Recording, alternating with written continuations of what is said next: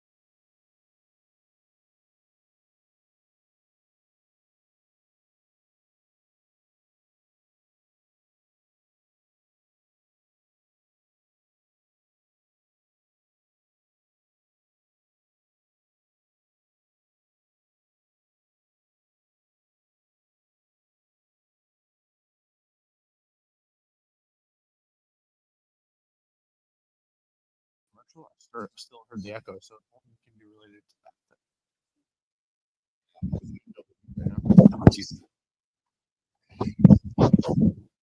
Thank you.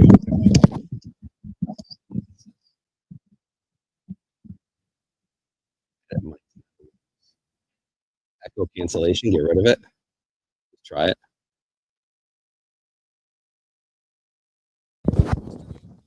Test. Is that better? Well, we'll find out here. I don't hear that I anymore. think I still hear it. All right, welcome back. Tee to Green. We're live here at Glen Oak on WGR. Brian Koziel, Jeff Blank, and Tim Freeze, Anthony Shiro, the PGA pros here from Glen Oak. We appreciate you being with us. Tee times, you can go to glenoak.com or 716-688-5454. We've got some guests lined up. We hope, again, our signal, we apologize for that commercial timeout, that we're back and running, and it's sounding good. Kevin Sylvester is going to join us a little bit later on in the show. It's the final week of the PGA Tour playoffs, and they're down to the final 30, and they went back this year to having everybody start back at even par. No staggered scoring, no person that came in with the lead starting at -10 and the second person starting at -8. So, Anthony, let's start with you here. Do you think that was the right move to do what they did this week, put everybody at the equal starting spot? I like it. I think in other sports, because the Bills had a better record than other teams, they don't start them a couple points up in the first half. I think for all the other sports, they don't do that. So I kind of just like that even playing field. You already got the best, and now let's watch it. The best. I don't know. I wouldn't say need. Scotty Scheffler doesn't need a lead. Let's put them all at the same playing field. Yeah, I do like the idea of potentially match play eventually. I kind of Be cool. I kind of do like that idea. I'm not sure for viewership or there's some different hands in the cookie jar there. I guess that might not be able to be okay with that. But either way, I still think that I do like the even playing field, and let's just duke it out. TV is harder for match play in the sense that, like, there's matches Right. that end early. There's one-sided affairs. Like, all of a sudden, you've got a finals match, then it could be like, you're up 6 and people have changed the channel. Like, oh, well, that's over. Not only that, but you're watching them walk. Like, at least on the Sunday with the You can go to full other field, golfers You go to other golfers. Now you got some dead air time. Yeah. I don't know. It's hard.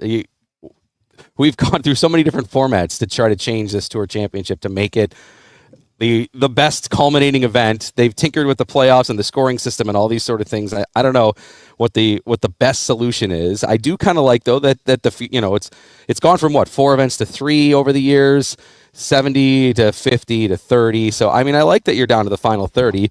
And Scotty Scheffler this week was asked, like, hey, what if somebody wins this week that hasn't even won all year? And it could happen. Tommy Fleetwood's winning, and he hasn't won all year. So, I mean, Not only that, he hasn't won ever. that's right, on the PGA Tour. He could be the FedEx Cup champion with his first PGA Tour win this week. Oh, I like it. I mean, it works for tennis, right? You're playing against each other, but for this, I'm totally intrigued by. There's I think half and half Ryder Cup players and U.S. players playing this weekend on the weekend, and we do have kind of a playoff going on here, but don't they build it in? You go from the Tour to 70 to 50 to 30. So here we are in the best in the world, and these are all Ryder Cuppers, let's say, and that's the ultimate match play coming up here. So we do get that toward the end of the year. Yeah.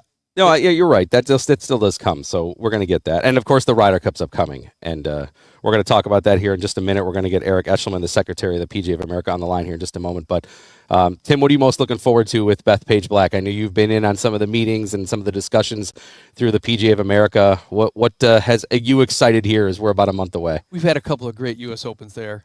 We've had a PGA Championships there. It's a big ball course. We've all been there.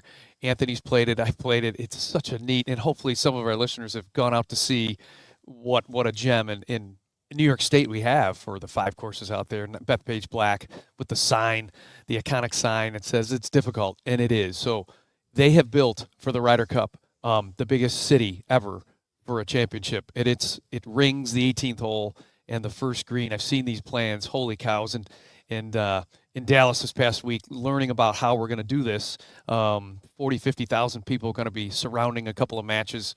This is pretty neat. And this upcoming Wednesday, we'll hear about it from Secretary Eshelman about how Keegan's going to pick his team here, and then the Europeans picking their team. So this Wednesday we'll be announcing the team. This will be great. Yeah, absolutely. Okay. All right. Let's bring in our guest here. Go ahead, Jeff. No, Quick. yeah, go ahead. Yeah, let's bring in Eric Eshelman, the Secretary of the PGA of America. Eric, good morning. Thanks for joining us. Hey, good morning, Brian, Jeff, Freezer. How are you guys? Wonderful, Eric. Wonderful. Thanks for coming on with us.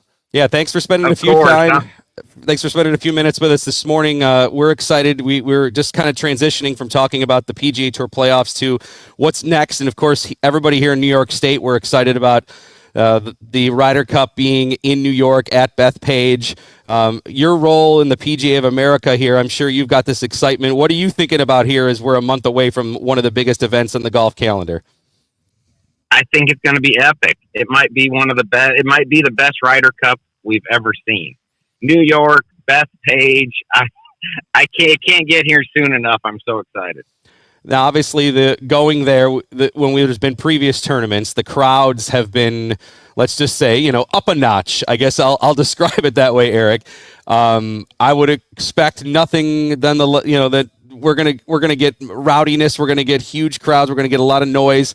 Has there been any thought on maybe like what to expect with that, or even preparations to make sure that it's even done in the right way, I guess? Yeah, we've got layers of security put in, literally 3 and 4 layers of security put in. If somebody gets out of line, they're going to act swiftly, and they won't be out of line very long. They'll probably be escorted out of the gate.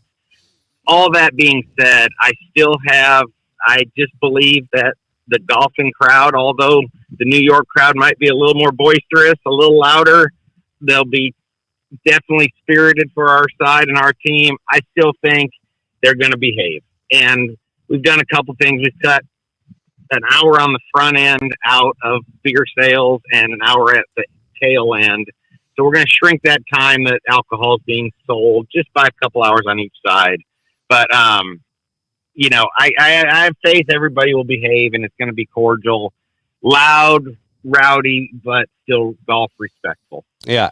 Eric, how about just the unique aspect we have this year with the United States captain Keegan Bradley being in discussion to possibly play? In your opinion, can the duties of captain and also the duties of being a player happen at the same time? I believe so. Arnold Palmer did it. Nobody's done it since. You've got a great co-captain, vice captains in Furyk, Woodland, Kiz, Webb Simpson, all of them very, very qualified. I think the excitement and the adrenaline, if say Keegan played in 3 matches, he's still going to be around for those other 2, and then he'll delegate the authority to the other very capable captains. So it's going to be interesting. It'd been talked about with Keegan from day one. Do you think he could be a playing captain? That was one of the first questions he got. And he said, if I'm lucky enough to do so, I'll do so. So we'll see. I think a lot depends on how he finishes up in Eastlake this week. And if he has a good tournament there, I think it's more likely. Otherwise, I think he'll go another direction. But we'll see. I don't know. I wish I knew. I'm as anxious to find out as you are, but I will be there front row Wednesday morning for those picks, and I can't wait. Eric, you knew this was coming. I'm excited for our association because of the seat that you now fill as our secretary of the PGA. Could you just, for the audience here, tell everybody maybe where you're at and maybe some of the students that you teach possibly, and just a little bit about yourself here to what it might take to be the secretary of our association here.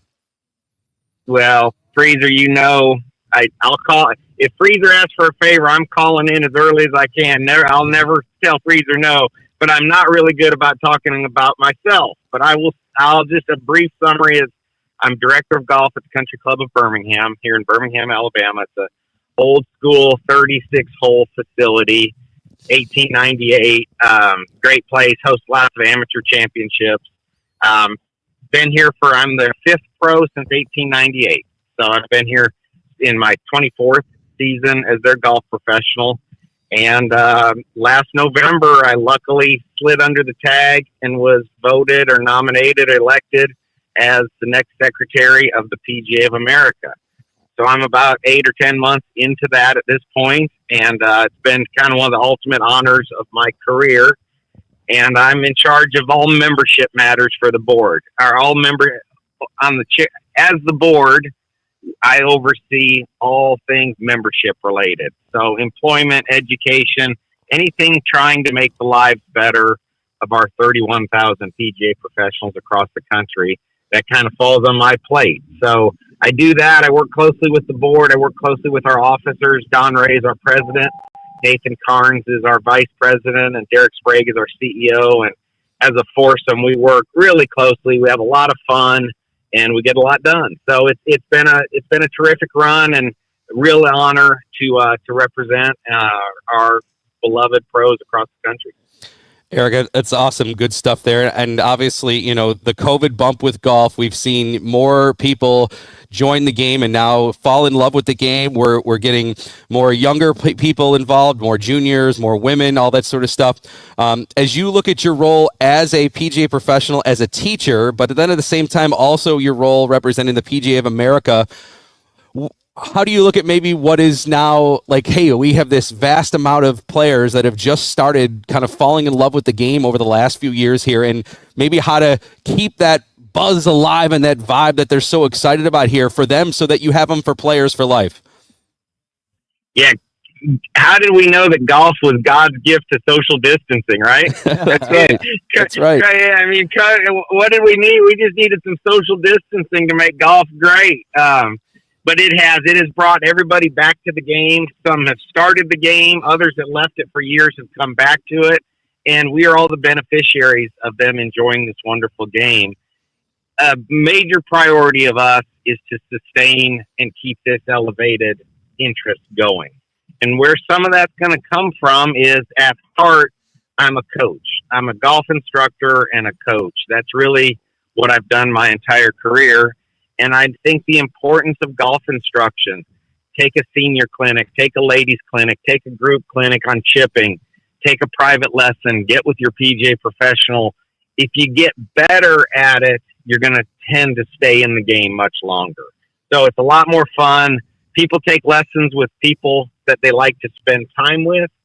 PGA golf professionals are certainly great people to spend time with. So what I would encourage us as a profession to do, which we're doing, and then as our consumers, take golf instruction.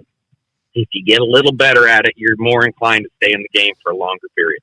Yeah, that's great advice. And Eric, I'll compliment you and Tim and Anthony here that are fellow PGA pros that are sitting here with me, that you guys have done a great job of making it fun. And that's ultimately what all of us want. Yes, of course, every time we go out, we want to shoot better than the previous time we were out. We know that, you know, golf's not linear. It doesn't happen every single time.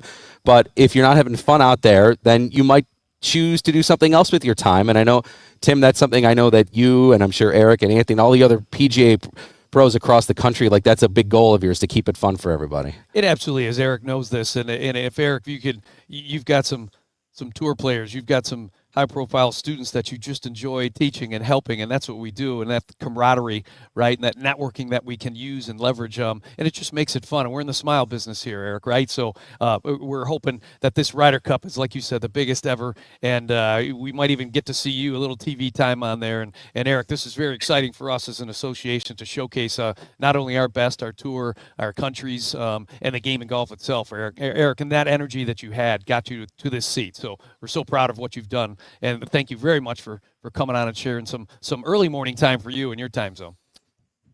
Happy to. I'm honored to be on as your guest. And I know Buffalo's booming with golf. You have that shorter season, but it really breeds golf fanaticism. So enjoy it up there. Isn't it? It's about to start snowing any day, isn't it? Yeah. We're hoping not. It's a beautiful 70-something degree here morning. So, hey, Eric, that sounds nice. Yes. You mentioned Buffalo, of course, where we are, which, of course, is an hour from Oak Hill. We always have to ask every time the PGA of America, we've got somebody on. Everybody wants Western New York to have another big stage with Oak Hill here.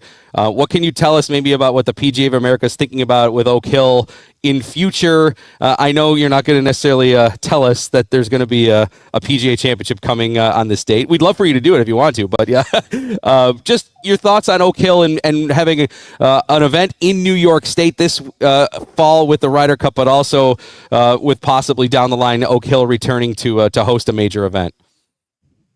Yeah, so all you can ever do is the best you can do, right? So that the championship there in, was that 22? Was that the PGA Championship or 23? 23, yeah, 23. 23 when we had it at Oak Hill. It couldn't have gone better. I mean, it was just a fabulous golf course. Andrew Green renovation. They A+. It was an absolute A+. And I know when you get A+, you stay on the list to be considered. And I think I'm not able to set dates or promises, but all I know is Oak Hill and New York could not have done better with that championship. So that definitely helps the cause moving forward. It's exciting. That's great. Well, Eric, we hope. What a facility, what a golf course. Great people too. They were so accommodating and welcoming. It was really a fun week. That's great to hear. We appreciate hearing that. Eric, thank you so much for spending some time with us. I know it's an hour earlier for you where you are there in Birmingham, but thank you for joining us. Good luck with the Ryder Cup, and we hope everybody with the PGA of America has a great event, and we're hoping for a USA win here. Go USA. Let's pull our team through. That's right. Thanks, Eric. Have a great day. Thanks, Eric. Take care. Thank you. All right, bye-bye. Eric Eichelman there, the PGA of America secretary, joining us here on Tee to Green. Great. Yeah, Anthony knows. He's been at the annual meetings and seeing what this man brings to our association. He's full of energy. He looks forward. He's always got his hand going up, hey, places we can go. And then next Wednesday, I believe on the Golf Channel, it's going to be this, Captain Keegan's pick. So you'll see Eric there along with our other association partners, sponsors. It'll be really cool TV next week. I'm looking forward to it Wednesday. Just, all right, who are we picking? We all kind of know. It was just told to me, it was kind of neat that if you were the captain, Keegan wasn't, and you were the captain, how would you leave Keegan off? Holy cow. You watch his energy and passion. He's St. John's. Why wouldn't you pick him? But in this instance, I'm getting the feeling maybe he might not. So all of a sudden the Cam Youngs, who just had an unbelievable round yesterday, the Sam Burns, the team might open up here a little bit as we chat about that, as many people have. So this will be kind of neat coming up. You got a guy, Anthony, that you definitely want on this team that you would tell him you got to have him on this team? I would love to see Keegan play. I mean, I know that it might not be likely. I know he has a lot of responsibilities being the captain and stuff, but I mean, how cool would that be? I mean, when I think of Ryder Cups, and at least in the last couple that I've seen, I think of Keegan. I mean, those were the best Ryder Cup moments for me. But I understand what he's got in front of him, but he deserves it. I think that was a great point. Is if there was another captain, how do you keep him off the list? And I'm not slighting Arnold Palmer because I know Eric mentioned it, but probably the duties of the captains outside of the golf realm are at a different level in 2025, right, Tim? Yeah, we do have John Wood, who's now our manager of their team, so he can take care of what they're wearing, the timing, and all that. And our assistant captains are awesome. I guess if you're Keegan, you'd look at this and say, "What if I don't play on Friday? If I am going to." I don't play on Friday, see how it goes. Maybe even Saturday. If it's going the wrong way, I'm in. I'm playing because he's going to play Sunday anyway. So there's a way to maybe kind of think of that as the team's going. Or you go out first, see what you can do with a match. If it doesn't go well, okay, I'll sit until Sunday. But again, it's just another layer that I think he can handle, and he is playing well. Don't you want your best of your country to play? Yeah, I think if it's a sole golf decision, if you said, give me the best 12 American players, he's 100% on my list. Well, he's locked in at 11. Does that? That's right. He's 1,000 points above. So Brian points Harman. wise, essentially, if you're going to say, let's, the next 6 captains picks, if you just took the next 6, he would have earned it by that. Yep. I just think all the extra things that the U.S. needs in this event, like you said, the passion, the fire, Think of the 12 that we're going to have, and the Euros too. Who's going to bring more energy? If he makes a putt over 10 feet, all of a sudden he's a rock star, and the brings this energy, you can imagine, Yeah. to a Ryder Cup. He can do that as captain, but not like just as a player, as we've seen these matches on TV. I like where you're going with that. So 14th and 15th on the list are Cameron Young and Patrick Cantlay. I mean, you're not going to get much energy out of those two individuals, but that's where it becomes difficult. If you were to just take the top 12, you're leaving out a Cam Young, a Patrick Cantlay, Sam Burns, and Chris Gotterup, who's been pretty hot to close the year. Yeah, absolutely.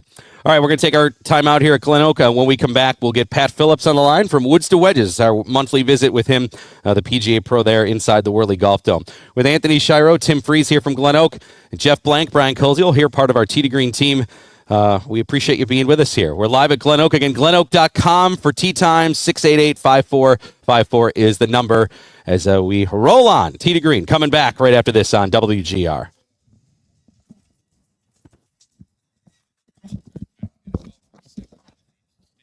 Got it. Yep.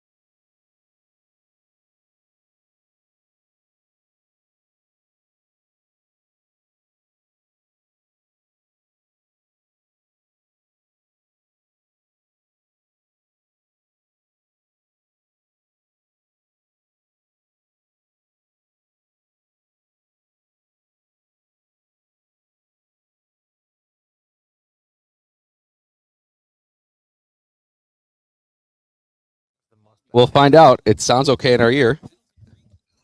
Hi, Pat. Good morning. Are you ready to go? All right. You might get some questions from either Tim Freeze or Anthony Shiro. They're with us here too. Okay.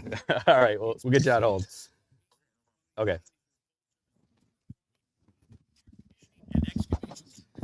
All right. Are you going to bring in Pat? All right. Thanks, Jeff.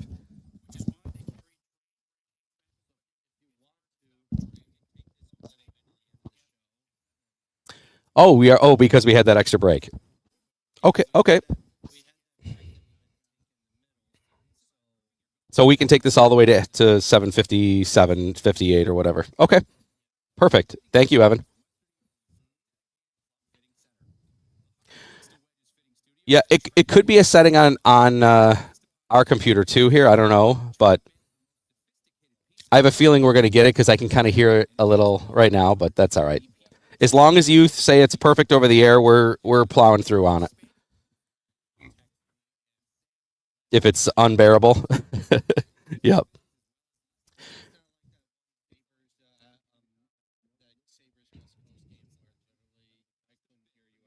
I know. Hey, can you come back with the tip of the week liner here if you have time? That'd be great. Yeah, those are there. Yeah. I don't know. Tip of the week, please.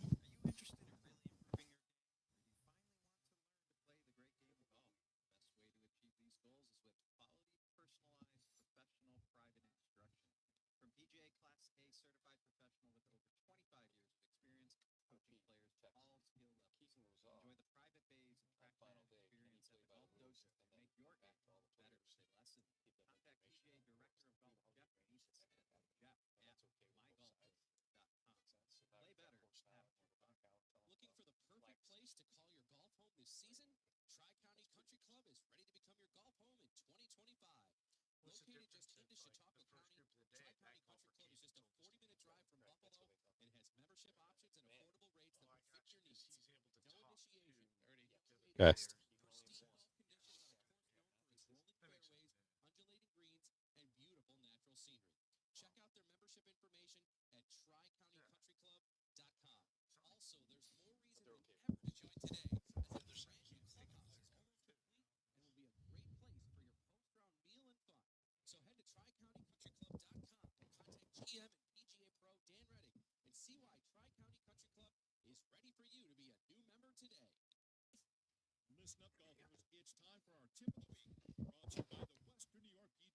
Good to go.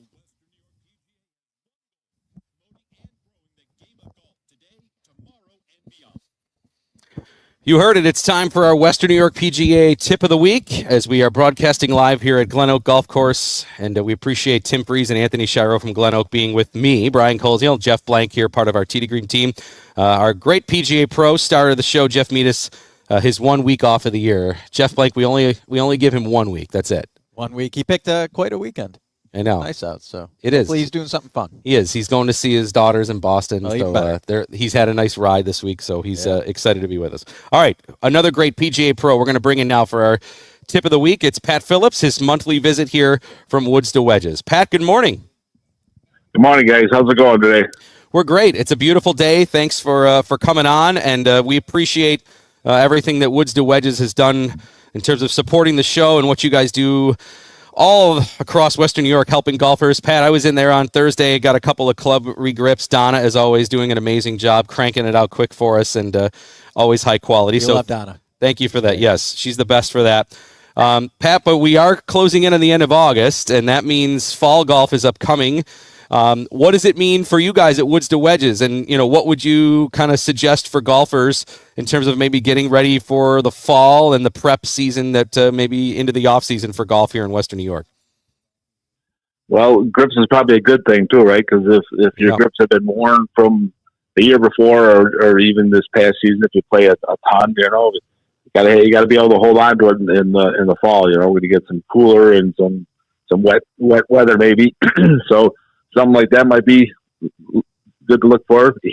Rain gloves, just stuff like that.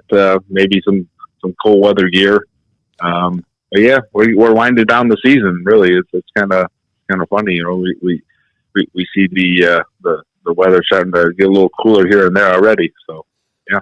Pat, how often should the clubs get regripped? I mean, obviously, when you see that there's wear marks in that's an indication. But how often really should people get their clubs regripped? I think a lot of it depends on how much you play during the season. You know what I mean? There's people that play 150 rounds, and there's people that play maybe like 10, 15 rounds a year. And obviously, the more you play, the more you're putting some strain on the grips, and definitely those have to probably get changed every year. Other people probably can get away with a couple of years. It's funny. We've seen clubs come in that hadn't been changed in 20 years. And these are your couple time a year golfers. So it really depends on how much you play, I guess. Pat, nice to hear from you.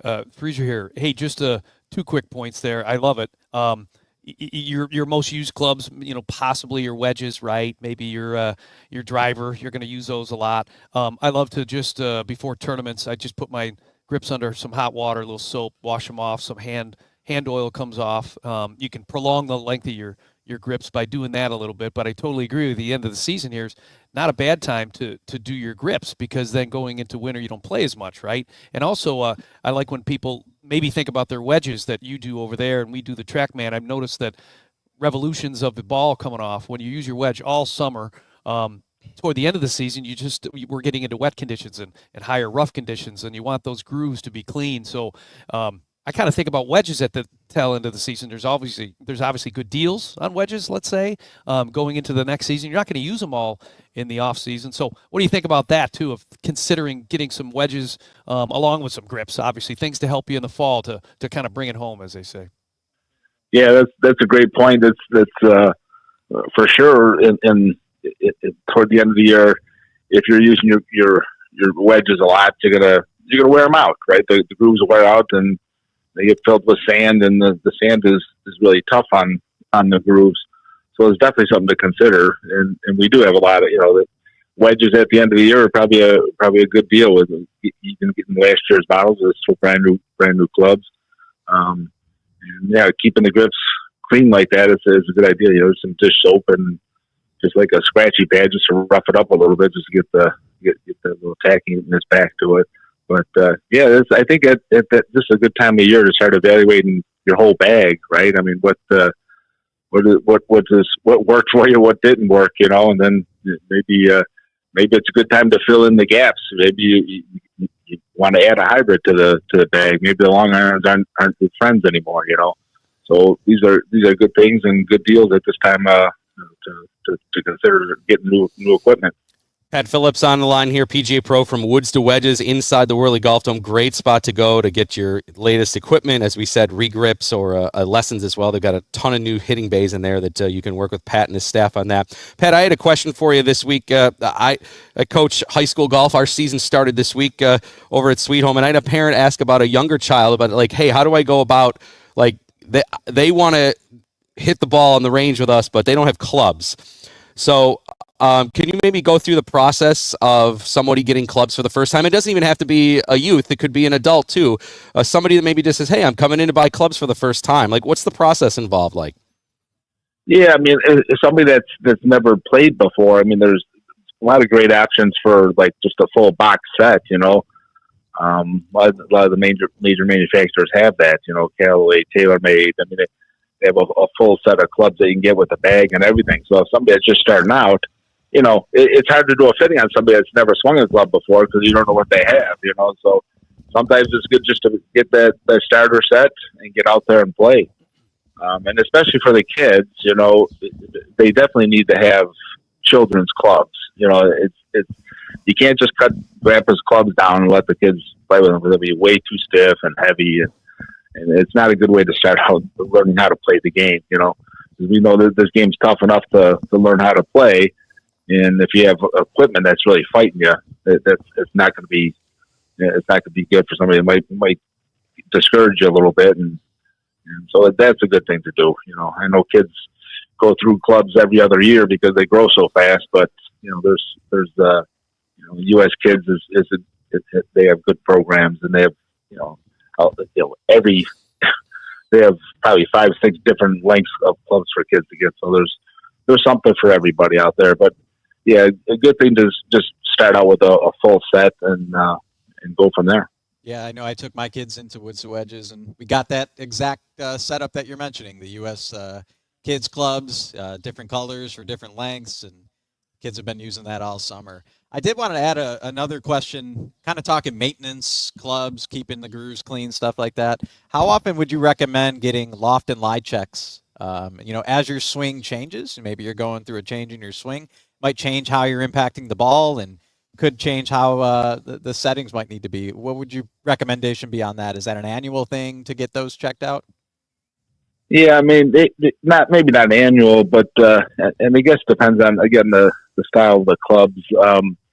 You know, if you have forged irons, the steel is a little bit softer, and it bends a lot easier than the cast clubs, like the typical cavity back irons are going to be cast, and those don't really bend that much. You don't really have to worry about the lie angle of those for like just from wear and tear. But sometimes, like if you've ever hit a ball out of the rough and maybe you caught a root or something, if you catch the heel on it, it might have flattened out the lie angle a little bit, you know. So pay attention to stuff like that. You know, I mean, sometimes if you look at one, it looks kind of funny. Maybe have it checked, but for the most part, I don't think the lie angle is gonna change. People's swings, I guess, if you're making major change to the swing, it might do something. But you know, it depends on which way the ball is flying, right? If the ball is always going left or always going right, maybe need a lie adjustment for that too, you know. Good advice. Pat Phillips from Woods to Wedges. Pat, thanks again so much for joining us all season with your monthly visits. You and Donna, I know I saw David there the other day, Kevin, everybody and your staff do such a great job getting us all supplied and corrected and amped up and ready to play with the best equipment in Western New York and the best lessons and all that sort of stuff. So we really appreciate your support of Tee to Green again this year, and I hope you have a great fall. All right. Thanks, guys. You guys are great over there, and you guys do great things for Western New York golf. So we're happy to be a part of that. Thanks, Pat. Have a great day. You too. Bye now.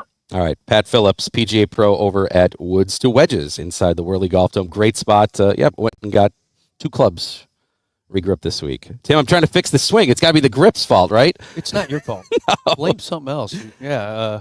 And I would add to that, right? Anthony, playing with him, he had a club in his bag, and I went, that does something different than my clubs. I got fit for new irons. This happens too. Toward the end of the season, sometimes I got new club. I had a gap. Well, I turned hybrids into a 7-wood or a 21 degree, and then that allowed a gap between my pitching wedge and my gap wedge, and threw in another one. So fitting can be dynamic. It can be through your set, and it can happen any time. And for me, it's bringing me into this late season and then into the fall with better options, to be honest with you, that I didn't know I had this gap. And sure enough, it's proven fruitful on certain shots, ability to hit other shots, and the confidence to do that. And that's what club fitting and fresh grips. I put them on in the fall because I want that feeling. There's nothing like a really good, no matter how many times I clean them, it just feels good. I play 20 to 30 rounds a year, and then I do practice, so that's enough for me to freshen up the grips, to be honest with you. We're here live at Glen Oak, glenoak.com for Tee Times. We're with Tim Freeze and Anthony Shiro, along with Jeff Blank. I'm Brian Colziel, Evan DePasquale producing back in our Amherst studios. We're going to get to Kevin Sylvester here in just one moment with our discussion of the Tour Championship. But as we check our Tour Championship leaderboard here, brought to you by Callaway Chrome Soft, and of course the first tee of Western New York, Tommy Fleetwood. We'll start with that with Kevin here in just one moment. He's tied for the lead with Russell Henley at 13 under par as they go into the weekend. Cam Young, who's trying to make a strong Ryder Cup case, he's solo third at -11. Robert McIntyre, Patrick Cantley are both at -10, and of course world number 1 Scotty Scheffler right there. He is at -8. We go to our Champions Tour report next year, and it's brought to you by Donald Ross and our great clothing that we're wearing here today. Of course, we enjoy wearing it every week. Stuart Stink is your leader at the LA Challenge in Warwick Golf and Country Club. He has a 2-shot lead over Stephen Elker, who's at -8. Ernie Els is at -7. So there's your look at the Champions Tour. And, of course, our LPGA report brought to you by Puma Golf Shoes. It's the CPKC Women's Open in Mississauga. And Brooke Henderson trying to bring it home for Team Canada this week. She's right in the mix. She's tied for 5th at -5 right now. She'll tee off at 2:25. So if you want to go watch the women's today, they're not too far in Mississauga. As she right now goes into the weekend just 4 off the lead. And if you do go up there, watch Brooke Henderson swing. It's unbelievable the amount of torque she puts on. It's incredible swing. I love watching her swing. Yeah. Before we bring Kevin in, congratulations to our Tee to Green Fantasy League winners for August. James Scott, first place for August. Nice job, James. You get a VIP stay and play package courtesy of Batavia Downs Gaming, a night in their hotel. You get casino floor money and restaurant gift cards. So congratulations, James Scott. And then second place, Keith Stein. You and a guest get 18 holes in a cart right here at Glen Oak. So congratulations to James and Keith. And our overall season winner now that it's wrapped up, because we don't do the Tour Championship because of the staggered payouts, DJ Chapman. He gets a $200 gift card to Golf Dojo. So thank you, Batavia Downs. Gentlemen, thank you, Glen Oak. Thank you, Golf Dojo, for supporting our Tee to Green Fantasy League, keeping it free. We had 117 people in the league this year. I'm not going to say where I finished, Jeff. I don't even know where I finished. You and Kevin last year were both top 10, I think, or top 5 even. We did well last year. Kevin, you had a great year last year. A little farther down our Tee to Green team was. I was like 87th out of 117. Kevin, but we enjoy doing the picks every week and appreciate Glen Oak and Batavia Downs and Golf Dojo for their support of the Fantasy League. It's the greatest deal in golf, isn't it? In Western New York, just join our league for free and get a chance to win those great prizes. And yeah, last year I want to say I might have been 4th or 5th. I think you were 5th last year. You really did a great job. And then this year, I don't know. I was 60th maybe. I was right in the middle. I think I was in the middle of the pack this year. Yeah, I know I was in the 80s. Blank, I think you were like maybe in the 30s or 40s. I got to look. Okay. I don't know. I had a week last week. Oberg did well for me last week. That's right. Well, Kevin, let's start with Tommy Fleetwood here. his story, if you've been following professional golf, we know it's been kind of heartbreaking, but he's been playing great golf as of late. I'm sure Team Europe is excited what he's doing as he'll be a part of the Ryder Cup against the United States. But is this finally the weekend, Kevin, you think maybe he can pull through and get that long-awaited PGA Tour win, and it would be in the biggest spot maybe ever for him to do it with a huge check awaiting him if he could win on Sunday night? Well, it was interesting. Coming into the week, Tommy said, actually, it'd be funny if I win this tournament. I get to win here and win the FedEx Cup, right? There'll be a little irony in it, maybe winning the ultimate prize in the PGA Tour in doing so. I think it'd be great for the game of golf, globally. He's a good dude. He even said after yesterday's round, he's like, look, it's not like I've just given it all away. Like, I've played pretty well when I've had the lead final round. It's just maybe not at the end. I haven't done exactly what I'm supposed to do, but it's not like he did what Bob McIntyre did. And he didn't say that about McIntyre. It's what I'm saying. It's not like he played like McIntyre played last week at the BMW when he had a 4-shot lead. So, today's going to be a big day. He's going to be playing with Russell Henley, who is playing lights out, putting lights out. At least he did in round 1. And you got Cameron Young, who's charging hard. You got Cantlay charging it. You got Young and Cantlay, a couple of guys trying to make the President's Cup, Ryder Cup team, with Keegan Bradley, who Keegan did say, I'm looking at what happens this weekend on my pick. So there's a lot of things coming at Tommy Fleetwood this weekend. So we'll see if he can pull it off. Yeah, it's funny you mentioned that, Russell Henley and putting lights out. He's first in strokes gained putting through 2 rounds, and Fleetwood is second. I think if he maintains that, he might be holding the trophy at the end of the day. He's in such control of his wedge and club face. Matter of fact, we broke it down. I'm working with Susie Whaley this weekend, PGA Tour Live, on feature holes. And, we looked at his swing and just how in control he is of his club face and has been for weeks now. So you can marry that with a good putting performance, which he's doing here. It's great. Now, I take those numbers with a grain of salt, Jeff, because there's only 30 players, right? You're right. You're right. Good point. Yeah. You got to look at it. There's 30 players. Interestingly, by the way, Scotty Scheffler, it's the first round of golf this year, and he's got 19 straight rounds in the 60s. He birdied the last hole to make that happen yesterday. But yesterday was the first round this season where he was negative strokes gained in all 4 categories, all the 4 major categories. Wow. Of driving, approach, around the green, and putting. He had a tough day. And he shot 69. Still right there, still with a chance. Yeah. Kev, it's interesting, the scoring. It seems like it's kind of record levels here. What do you think you attribute it to there down at East Lake? Is it conditions? Is it no breeze? Is it not as firm greens? What do you think? There's some scores here that are pretty impressive, and it's the best in the world, obviously. But what do you think there that makes these scoring averages? I was listening to PGA Tour Radio yesterday. Pretty impressive. Yeah, two reasons in my opinion. One, this is the course is settled in, if you will, from the restoration from Andrew Green, who did Oak Hill several years ago. Last year those new greens are always so firm, and they're softer. And the rain, listen, they've been playing ball in hand the first 2 rounds, and anytime ball's in hand, players score better. I don't know what the total statistic is, but look, we had a Henley shooting 9 under in round 1. Now he made over 200 feet worth of putts. These greens are pure, and there's seemingly no imperfections in them whatsoever. And Scotty Scheffler, all right, this guy, is the reigning FedEx Cup winner. He's played there plenty of times. His 4th straight year, he's been the leader going into it. He shot his best round ever at East Lake in round number 1. Shot a 7 under 63. So I think ball in hand in the soft weather conditions certainly have played a large factor. Yeah, and Kevin, now that we're in the final event of the FedEx Cup playoffs, what has been the buzz around the players regarding the change in the format? Now that it's winner take all, last event, no starting strokes, what's been the kind of the buzz around the players?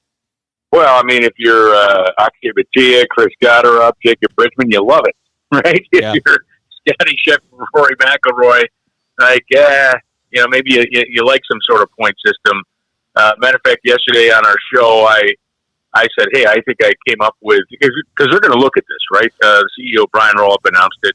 Tiger Woods is going to chair this committee of 9. They have Theo Epstein, a former Red Sox and Cubs GM, a part of this committee to look at things. And this is one of the things they're going to look at. And, I think there has to be an advantage if you come in there number one in the points race. And if it's a points race, well, we got to put some value on the points race.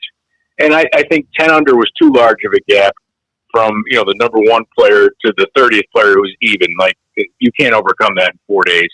There's too many players to overcome, and a 10-shot difference too much. And that's why they changed it. And they're trying this out. And I do think it adds a level of excitement. Hey, if you make it to the Tour Championship, you should have a chance to win it.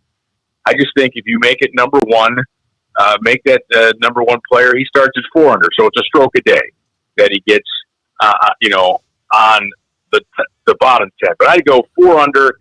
The next 2 through 10 are 3 under. The next 11 through 20 are 1 under. And then 21 through 30, however the numbers break down, I'm terrible at math, but 21 through 30, they're even par. So essentially you're asking the player at even par to overcome a stroke a day, which they can do. I like that idea, and it does then again add a little value to what you've done points wise coming into the event, but it also gives that opportunity, like you said, 1 stroke per day. That seems reasonable. All right, Kevin, we appreciate you coming on. How can people watch you this week or this weekend? Yeah, we'll be on Stream 4 on ESPN Plus, feature whole coverage. We have a later start today because there's only 30 players. Typically we'd be on right now, Yeah. regular tour event, but we're on at 12:30 today. So on Stream 4, and I'll be working with Susie Whaley, past PGA of America president. Susie Whaley, Fraser, I know you know well. Susie's great. Yes, she's done a lot for golf here, not just women's golf at all, but just for golf as a whole. She's I'm sure great to work with, so well spoken, and a great game herself. Her and Dottie Pepper had it out in their day. Yeah. Awesome. Yeah, we were going to hit balls last night after work, but a thunderstorm disrupted those plans. I hope you get good weather this weekend to make it a smooth broadcast. Thanks again, Kevin. We'll talk again next week. Okay, guys. Thank you. All right, awesome. Kevin Sylvester, of course, part of our Tee to Green team, and of course, this weekend on PGA Tour Live. Is he working for PGA Tour Live, working for PGA Tour Radio, and of course, he's got to always do his Tee to Green duties, so he's busy. All right, Tim and Anthony here. Before we wrap up, I'm going to give you a little trivia here on Scheffler's season. Okay, so he's made almost $47 million in official money earned, including bonuses and things like that along the way, and he's going to make more because he's obviously got one more tournament here. But as of this moment, he's made $46,962,883. So that's $2.61 million per tournament. Pretty impressive. How much has he made per golf shot? Got a guess? Per golf shot this season. Over 100,000. No, I would say less than that. Maybe Less than that. I would. So he's made 45,000. Okay. Just under 10,000 per golf shot. That includes a 1-foot tap and putt too. Yeah, his scoring average is down, so I was trying to do the math. Yeah. That's awesome. So he's made just about 47 million, 2.6 million per tournament, 652,000 per round, 36,000 per hole, and 9,500 per shot. It's okay. Pretty amazing. I still, Blank, I know you're the stats guy. I still, my stat of the year that you bring is the bounce back stat. I love it. How good, it's a great lesson, Tim, for all of us too. When you have a bad hole, what do you do next? There's nothing you can do now about that. If you took a double bogey, there's nothing you can do now. But what you can do is try to play the best hole, have it be your best hole of the day kind of thing. And Scheffler's so good at bouncing back. Trying to remember the percentage. I think it's like 30-something? 38% or something like that. Yeah. That when he makes bogey or worse, he comes back with birdie or better. The rest of us are good at the give back stat. We have a good hole, and Yeah. oh boy, here That's we go. that's me. We got to get better at the bounce back stat. Oh, look, I birdied it. Double bogey. I know. Hey, Tim, on our stream here, tell everybody these red, white, and blue sneakers here. It's good for Bills season. That's fresh. You have a nice Bills hat on today, but Oh, yeah, Jeff, you're gonna give everybody a little Just kinda close up fun shot here there. for those that are on the stream. some Nikes here. We were just they've got Ryder Cup on them, the red, white, and blue. I can't even wear them. They are my size. I'm not going to do it. It's just kind of a neat thing to have. And as we have this build up and people can buy kits online, they have parties at home. And of course, Rockefeller Center is going to have some, I think Colin Jost, and they're going to have this big build up. They're going to have they just announced the team uniforms on NBC, on the Today Show, I think. So it's going to be quite a build up here. It's a lot of fun. And of course, here we are, go Bills. Our colors. Yeah. Yeah, it's kind of neat. I agree. Yeah, if you're listening on WGR, I'll tweet out a picture coming up here in a minute at Brian WGR of these cool Ryder Cup sneakers. Tim and Anthony, thank you so much for your support. I know I mentioned earlier with the Fantasy League, but the shows and just everything you do for golf, all the events. Everybody's played here at Glen Oak at some point, I'm sure, over the course of their time here as a Western New York golfer. So thanks for what you do, both of you. Thank you guys. Yeah. Thanks. Thanks for coming, and let's finish the season strong here. Anthony, you're doing great stuff here. Thank you. Appreciate it. For all your help. All right, Anthony Shiro, Tim Freeze from Glen Oak. Jeff Blank, thank you. Have a good weekend. Yeah, you too. Enjoy the Tour Championship. I know you'll be glued in. I'm watching the ladies too. Yeah. I'm enjoying that one up in Ontario. Let's see if There you Brooke go. Henderson can chase down the lead. That would be nice. She's right there, tied for fifth. Yeah. All right, that'll put a wrap on here. Again, glenoak.com for tee times. Good luck to all the players in the club championship here today. Evan, thank you. Evan DePasquale back in our Amherst studios. For Tim Freeze, Anthony Shiro, Kevin Sylvester, thanks to Pat Phillips and all of our guests here, Jeff Blank. I'm Brian Colziel. We'll talk to you next time. Tee to Green will be at Golf Dojo next week, 7 o'clock, right here on WGR.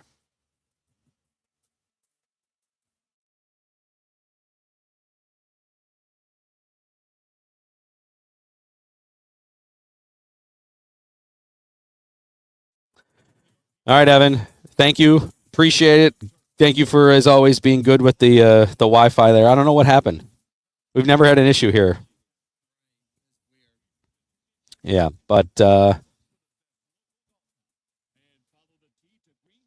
you said everything sounded fine over the air.